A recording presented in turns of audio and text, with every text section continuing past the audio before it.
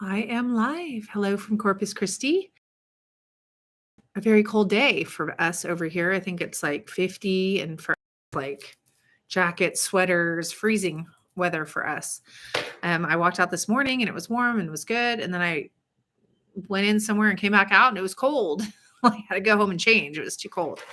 But I wanted to take a moment to share with you something to understand when it comes to negotiating. Okay. If you work with me, you got to understand that when I negotiate, negotiate out of knowledge, out of expertise, and that's power, that's strength, right there, right? I also negotiate from the place of how strong my clients are, right? Whether they're selling their home or they're buying their home. If you're selling your home, I can negotiate for you if I know the condition of your home and we've priced it right and it's in good condition or whatever, or maybe it's not in the best condition, but we've priced it to account for the condition that it's in, right? So so I had a house and this couple was like, oh, they were ready to throw away like 20 grand just because they didn't want to deal with maybe $3,500 to $5,000 worth of minor cleaning up. Okay. And I said, look, why would you throw away 20 grand if I take this listing from you, meaning not take it from you, but if you give me the listing agreement, if you give me the listing, if you give me a chance, I will make you $10,000 to $20,000 more. Okay. Even after you pay my commissions, because in this case, they were going to sell it for 230 as is to somebody, some cash, whatever. And I'm like, first of all, I'll get a cash buyer for that. But second of all, let me make you some more money. Okay. So long story short, they just didn't want to deal with it and they just didn't think it would whatever. And so what we did is we just took care of a little bit of wood rot.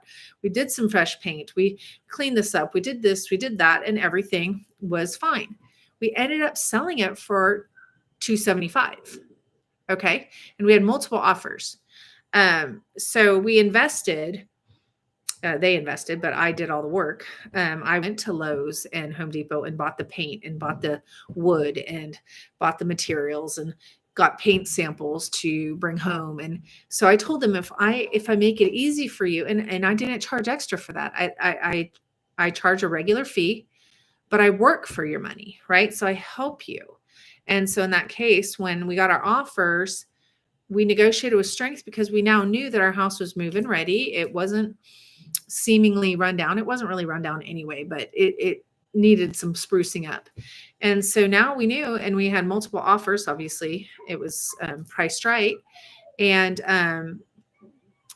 they did well, right? So we negotiated with strength there because we knew what we had, we knew what it was worth, we knew what we had taken care of, and therefore we knew what we weren't going to take care of. Now, when I'm working with buyers and they're, you've got to be pre-approved, not pre-qualified, pre-approved, not just like, yeah, I talked to a lender on the phone and he thinks I'm okay and I got to submit my paperwork. No, you need to submit all your paperwork, all your taxes, all your income, your bank statements, your, whatever, if you're self-employed, your W-9s, your W-2s, you have to turn that all in and then you're pre-approved. If you're pre-qualified, they haven't really looked at all your paperwork, but you sound okay. But once they start digging, they realize you have this student debt or these credit card debts or your credit's this low, or maybe, you have too many write-offs for your work. Some people think I'm so smart, I'm going to write everything off at work so I don't have to pay any taxes. Well, guess what? When you come to want to buy real estate, after 200,000 and you wrote off 100 or 130,000 on write-offs, so you didn't have to pay taxes on it. Well, guess what? Now you don't have enough money to buy a house, or you do, but you won't qualify to buy a house. Okay. So, so you have to be ready. You have to be pre-approved, ready to go. And then what we do is we really get to know this market, right? So if you come here and I'm working with you, I'm going to take you to all these areas. And if you're new to the area, if you're from the area, you kind of usually know where you want to be. But if you're from out of town, I'm going to make sure you know all the different areas that you can potentially buy a home in your price range. And so that you can succeed. Okay. And you know really where you want to go, so that when that house comes up, you don't hesitate, or you don't offer an offer that won't get accepted. Okay. Because in our market, it's too fast. And when a house is decent and priced right or close enough, it's going to sell within days. Okay. So you need to be ready. You need to know your market. You need to whatever. And then if you are pre-approved and pre-qualified, I can negotiate and strength for you, because look, they're already done. We just need an appraisal. Look, they're strong. They're good. We just need to, pick us. And not only that, in Corpus Christi is a small place, and by God's grace, I have good relationships with real estate agents. And so if it comes down to me or someone else who doesn't have a good reputation because they're known to be sneaky or deceptive or difficult to work with, well, guess who they're going to lean towards? Us. So that's how I help negotiate, is with my reputation. I'm not perfect, but I'm sure I've frustrated some people, but I'm always trying to make sure when I'm representing you, it's in your best interest that I work well with others. Okay.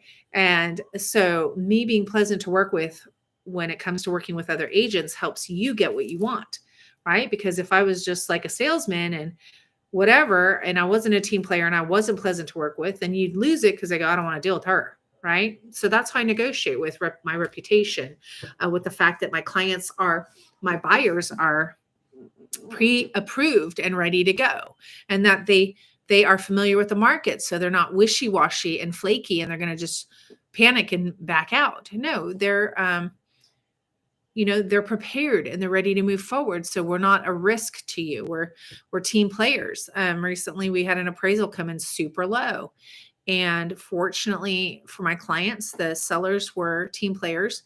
And fortunately, my clients were team players. And we were able to walk it out when one side or the other could have decided to be very difficult. Both sides, did the best out of an unfortunate circumstance where an appraisal came in dramatically low, which was just shocking to everybody. But, who's going to come up with X amount of cash if the appraisal's that low? But what seller in the right mind is going to drop it that far if they had so many other offers, the same as ours, right? So it's a difficult thing. But when we negotiate to fight for you.